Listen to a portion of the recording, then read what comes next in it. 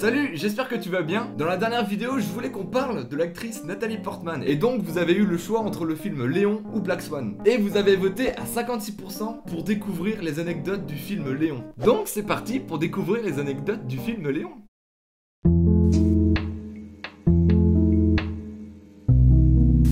En 1993, alors que Luc Besson réalise son 5e film, 5e élément, durant la production du film, Bruce Willis est contraint d'être indisponible pendant une longue durée, à cause d'un planning surchargé, et donc il met la production du film en arrêt. Pour ne pas perdre les équipes de tournage qui sont déjà constituées, Luc Besson profite de ce retard pour écrire un nouveau film. Il écrit donc le scénario de Léon, qui raconte l'histoire d'un tueur à gages se liant d'amitié avec une petite fille. Et en seulement 30 jours, le scénario est écrit. Il est rapidement écrit parce que Luc Besson n'a pas hésité à faire une sorte de suite à son précédent film, Nikita, qui reprend le personnage de Victor et développe ce personnage en y ajoutant certaines nuances. Mais Luc Besson précise que Léon n'est pas Victor, mais un cousin lointain, et que certaines similitudes sont présentes entre les deux personnages. Le fait qu'ils portent tous les deux des lunettes rondes, qu'ils prennent soin à un peu de fleurs, ou encore qu'ils rencontrent une jeune femme qui voit son passé s'effondrer pour se transformer en tueuse à gages. Et Luc Besson rajoute aussi que l'histoire ambiguë entre Léon et Mathilda serait inspirée de sa propre relation amoureuse avec l'actrice Mae Wen, qui se sont rencontrées alors qu'elle n'avait que 15 ans et se sont mariées dans la foulée. Et d'ailleurs, elle fait une petite apparition dans son film en jouant le rôle de la prostituée blonde au début du film. Ah oui, et dans sa première version du scénario, le nom complet du personnage est Léonie Montana, mais il remplace par Léon car il considère que c'est plus facile à retenir.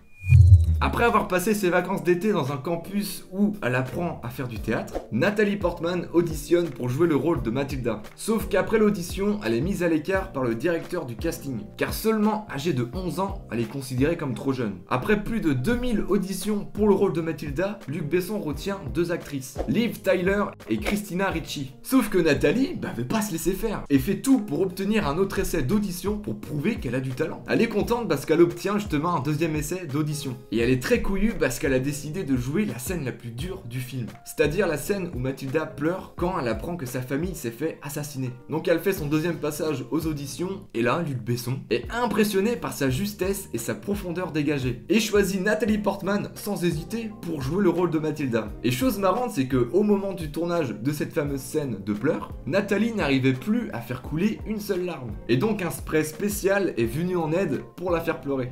Donc comme tu l'as compris, Luc Besson a choisi Natalie Portman pour jouer le rôle de Mathilda, mais ce n'est pas encore gagné, parce qu'elle est seulement âgée de 11 ans. Et à 11 ans, il faut l'accord des parents. Et sauf que les parents ont lu le scénario et ils étaient pas très chauds, tu vois. Il y avait une chose en particulier qui les dérangeait, le fait que leur jeune fille doit fumer des cigarettes. Ils ont donc demandé à la production plusieurs requêtes concernant la cigarette. Elle ne devait pas apparaître plus de 5 plans avec une cigarette, devait absolument crapoter, et son personnage devait arrêter de fumer durant l'histoire. Et pendant le tournage, toutes les conditions ont été respectées. Et donc Natalie Portman est seulement vue avec une cigarette à la main sans jamais la fumer. Et aussi Natalie Portman nous prouve qu'avec ce film, elle a un vrai talent pour la comédie. Et sa carrière ne fait que commencer. Mais est-ce que vous savez que aussi Sami Nasseri a aussi commencé sa carrière dans le film Léon? Bon, son rôle n'est pas aussi jouissif que Natalie Portman, mais il y a un début à tout. Parce qu'après ce film, Sami joue, comme vous le savez sans doute, dans la saga Taxi, qui est produite par Luc Besson. Enfin bref, c'est pas le sujet et tu es sûrement en train de te dire, mais où est-ce qu'il joue dans le film? Parce que moi je l'ai pas vu. Eh bien c'est normal parce qu'il joue le rôle d'un membre cagoulé du SWAT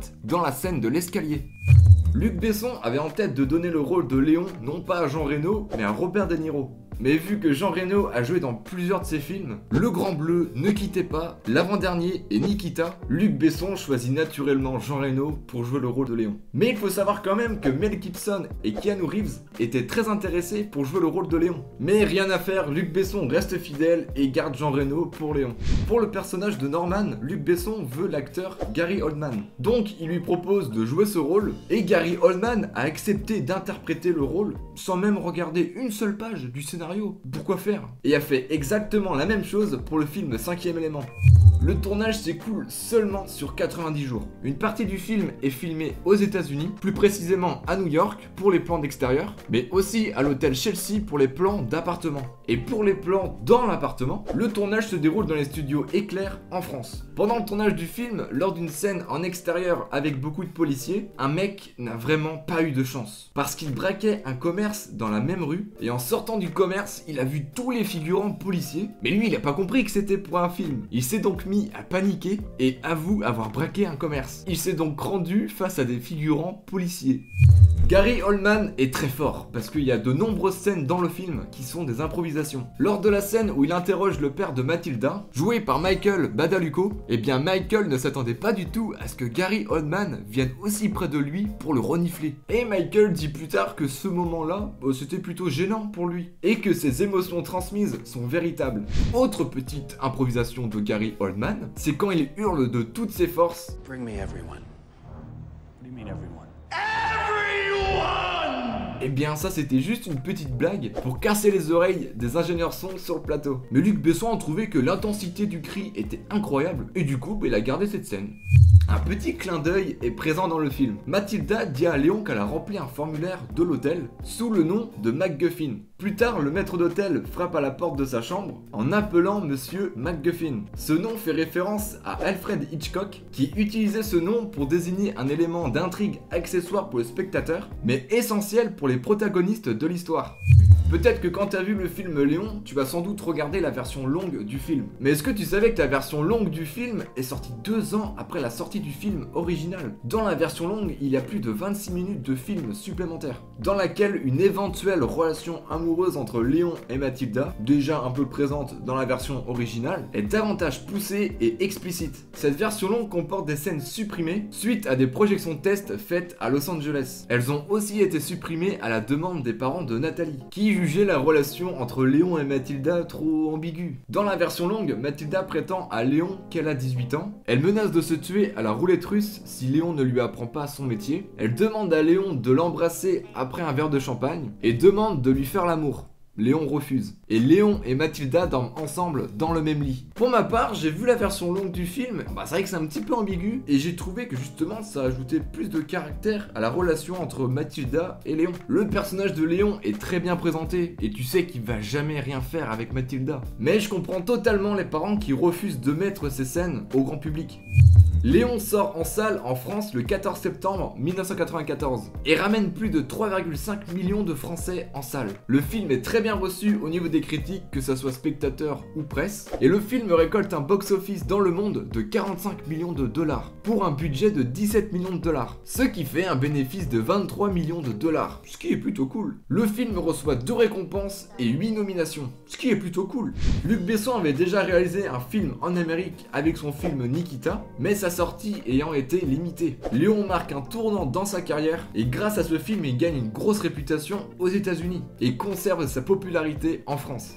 Suite à la sortie du film, plusieurs jeux vidéo ont voulu faire un clin d'œil au film, notamment dans le jeu Resident Evil 4, où le héros s'appelle Léon et peut obtenir une arme nommée Matilda. Le personnage de Léon apparaît dans l'équipe de Bros dans le jeu Broforce, sous le pseudonyme de The Professional, en référence au titre anglais du film. Mais aussi dans une série très culte, le personnage de Matilda fait surface. Le réalisateur de la série Casa de Papel dit s'être beaucoup inspiré de Matilda pour créer le personnage de Tokyo au niveau de son caractère mais aussi de son style vestimentaire.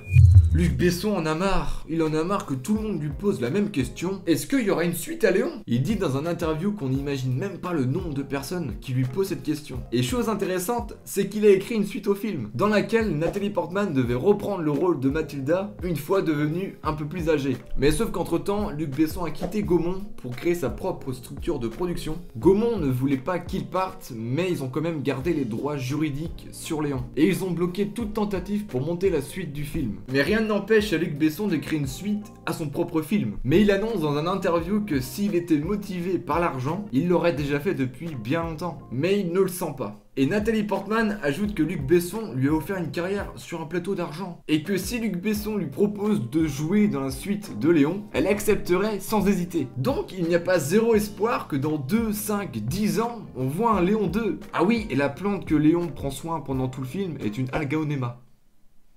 Voilà. Voilà, j'ai fait le tour des anecdotes du film Léon, j'espère que ça t'a plu. Et c'est le vote là. Là, tu vas voter mon gars. Donc pour le vote, j'ai décidé de choisir entre deux grands films, réalisés par un grand réalisateur. J'ai nommé Christopher Nolan. Et donc pour le premier film, j'ai choisi... Et donc Inception tombera face à... Voilà, j'annonce les votes ouverts. Bon courage quand même, parce que là, c'est chaud. Bref, tu me mets en commentaire le film dont tu as envie que je parle, et je prendrai le film qui a le plus de votes pour le prochain épisode. N'oublie pas de t'abonner, d'activer la cloche, c'est important parce que tu reçois une notif et tu sais quand est-ce que je sors une nouvelle vidéo. Et sur ce, je te dis bon film, et à bientôt. Wouh, en même temps que la lumière, incroyable ça.